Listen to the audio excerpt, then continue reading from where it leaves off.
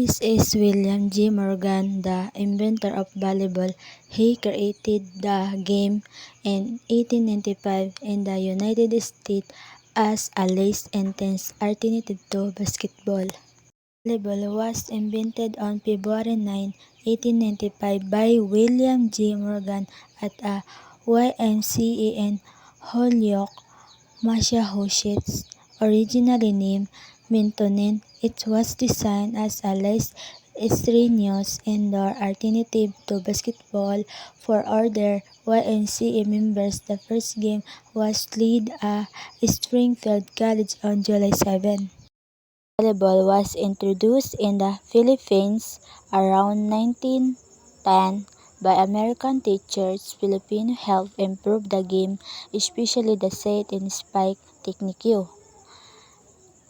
FIVB and PBF, the Federation International de Volleyball. FIVB was founded in 1947. It is the international governed by the Philippines Volleyball Federation, PBF. Maglaway ka tatingin sa'yo hanggang sa silang lahat naman ang magawin sa'yo. Pag nagawa mo yan ay tiyakan na ako bibilib sa'yo. There's so many bitches in the club, there's so many sexy babies, ba't hindi ka maganap? Iinom na lang natin kasi yan.